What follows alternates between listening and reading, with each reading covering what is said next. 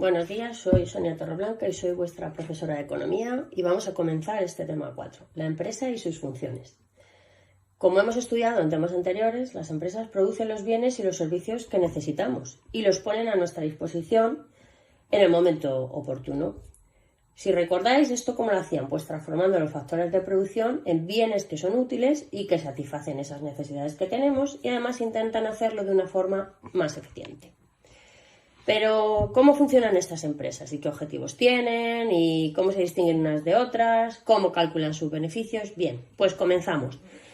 Nuestra sociedad es cada vez más compleja y tendemos a la especialización de las personas. Esto se hace a través de una fuerte división del trabajo. Nos especializamos en diferentes oficios con objeto de producir esos distintos bienes y servicios y ponerlos a disposición de la sociedad. Adam Smith, que es un exponente, es de las personas más importantes de la economía clásica, decía que las causas por las que la división del trabajo aumentaba la productividad era, primero, la habilidad que adquiere un trabajador o las destrezas que adquiere pues en una tarea parcial. Como lo realiza de forma repetida, pues cada vez lo va haciendo mejor. Además dice que se ahorra tiempo evitando los periodos en los cambios de tarea. Al no tener que cambiar de actividad y hacer siempre lo mismo, ese tiempo pues se ahorra en producción. Y la posibilidad de que un especialista concentrado en la realización de su tarea incorpore procedimientos nuevos que mejoren su técnica. Es decir, imaginaros que estamos haciendo pues lacitos, ¿verdad? Pues a base de hacer muchos lacitos podríamos encontrar técnicas para hacerlo de forma mucho más eficiente. Vale. ¿Qué consecuencias tiene esta especialización? Pues tiene la ventaja de aumentar la productividad, como decía Adam Smith, y de incrementar la cantidad de bienes que se produce en un país. Además, también la división del trabajo hace más complejas nuestras relaciones y genera una gran interdependencia entre las personas que forman una sociedad. Esta división del trabajo lo que nos permite es progresar económicamente a cambio de una enorme dependencia de unos individuos respecto de otros. Recordad que antiguamente, pues la gente era más autónoma, podía satisfacer sus necesidades de forma independiente. Pero, sin embargo, ahora nosotros, ¿qué dependemos? Dependemos de todas aquellas personas que contribuyen a producir bienes y servicios que habitualmente necesitamos. Vale. Cuanto más se desarrolla la división del trabajo en una sociedad, pues más complejos son los mecanismos de intercambio. Por tanto, más necesidad habrá de organizarse. Primero, si una persona no produce prácticamente nada de lo que necesita para su consumo, pues tiene que haber algún mecanismo que ponga en contacto a los productores y a los consumidores. Esto es, el mercado y el dinero, pues son esos mecanismos. Y después, al subdividir la producción de un bien en múltiples tareas parciales, es necesario coordinar las acciones de todas las personas que contribuyen a esta fabricación. Por lo tanto, la división técnica del trabajo genera interdependencia económica y necesita crear dos instrumentos. Instrumentos para coordinar a productores y consumidores, como el mercado y el dinero, e instrumentos para coordinar los factores de producción. Y así surge la empresa. Dos funciones principales que tiene la empresa. La primera, coordinar los factores de producción. Pues pone de acuerdo y coordina a múltiples especialistas, pues contratan máquinas y equipos. Y además adquieren las materias primas que son indispensables. Por lo tanto, su primera función es la de coordinar los factores de producción con objeto de producir los bienes y servicios que necesitamos. Por otro lado, tienen otra función, que es la de crear o aumentar la utilidad de los bienes. Al transformar las materias primas en productos elaborados, pues se aumenta la utilidad del bien, es decir, incrementa su capacidad para satisfacer las necesidades humanas. Esta función es necesaria porque los bienes no existen en la naturaleza de forma adecuada para su consumo, entonces tenemos que transformarlos.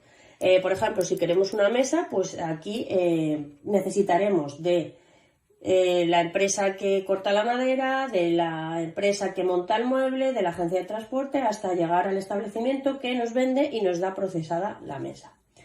Las empresas, al crear utilidad, también le añaden valor a los bienes. La utilidad del bien es la capacidad que tienen los bienes para satisfacer nuestras necesidades humanas. El valor añadido a una empresa es la diferencia entre el valor de los bienes producidos y el coste de las materias primas que se utilizan para su producción. Bien, pero ahora vamos a ver cómo funciona y qué objetivos tienen las empresas. Lo primero que ocurre es que para crear una empresa hay un emprendedor, una persona que descubre en el mercado que hay una necesidad insatisfecha. Por lo tanto, decide producir ese bien o ese servicio que podría ser satisfecho y cubrir esa necesidad. Una vez tomada esta decisión, hay que reunir los factores de producción y ponerlos en marcha.